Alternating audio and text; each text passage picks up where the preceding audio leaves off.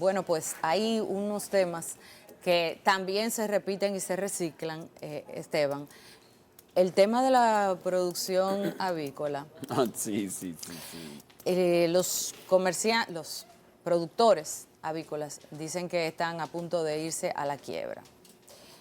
Y están a punto de irse a la quiebra porque alegan que hay una sobreproducción, que no hay planificación por parte del sector de saber qué cantidad es el objetivo, la meta de producción, y entonces pues se encuentran con el dilema que es cíclico. Hay dos cosas en ese sector que yo recuerde siempre: o sobreproducción o que no o que están O reducción de la producción, sí, sí, no, sí, o baja producción. porque murieron las ponedoras. Sí, sí, sí. Esas dos. En este caso tenemos entonces una sobreproducción de sobreproducción. pollo. Y entonces los productores dicen que están vendiendo el pollo a precios que están por debajo de su costo de producción, precisamente para evitar situaciones de pérdidas mayores. Pero eso tiene que ver con planificación, señores. Una de las áreas más delicadas que tiene el Ministerio de Agricultura es la que se conoce como el Viceministerio de Planificación. Y es porque la agricultura tiene la característica de que muchos de sus productos, por no decir la mayoría, son cíclicos. O sea, son producciones que se dan de manera cíclica. Hay épocas de alta producción, hay épocas de cosecha, hay épocas de cultivos. Aparte de que también tienes la vulnerabilidad de que situaciones que tienen que ver con el clima te pueden dañar una cosecha o te pueden dañar un proceso de producción. Entonces, por eso la planificación es tan delicada en agricultura, y aún así, entonces siempre tenemos ese tipo de situaciones. Y ocurre entonces lo contrario en otra cara de la carta, que tiene que ver también con alimentación en el país, que es el caso de los cerdos, que, que es el segundo producto cárnico de mayor consumo en el país después del pollo.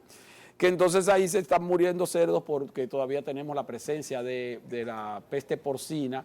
Y miren las imágenes ahí, señores, de que en una granja, eso fue en Jamagua al Norte, en provincia de Espaillat, que es la zona de mayor producción de cerdos del país, pues hubo una cantidad importante de muertes por la peste porcina de esos animales.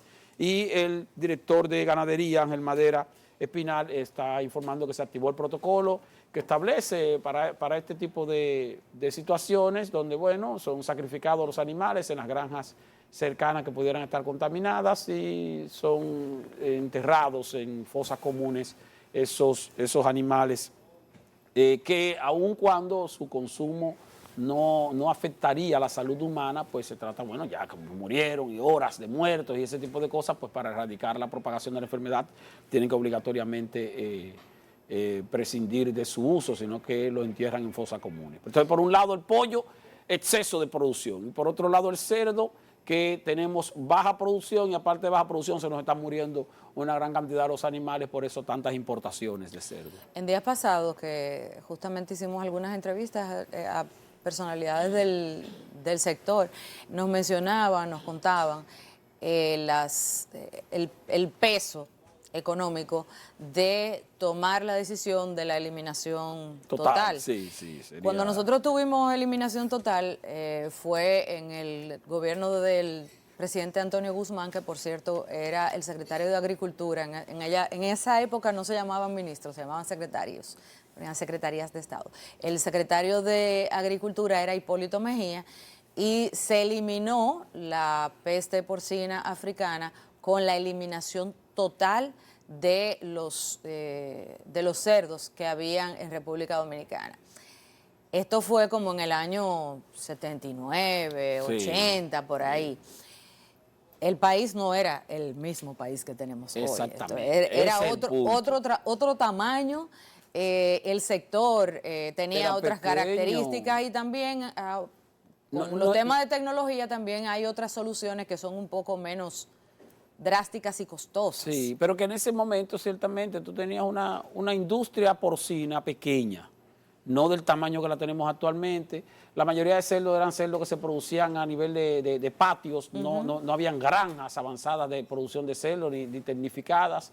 Eran los llamados cerdos cimarrones, como le decíamos en aquella época, no los cerdos que ahora uno ve que son unos cerditos como blanquitos porque son cerdos de granja. Entonces, en aquella ocasión, en aquella época no había una industria porcina. Hoy día sí hay una industria porcina que produce no solamente carne de cerdo, sino también embutidos, ese tipo de cosas. Y hacer una erradicación total implicaría afectar una parte importante del sector pecuario del país, la cantidad de empleados que se generan ahí, tanto a nivel agroindustrial como a nivel de campo, entonces no es lo mismo, no es el mismo, no es el mismo esfuerzo o sacrificio económico que hace 40, 45 años.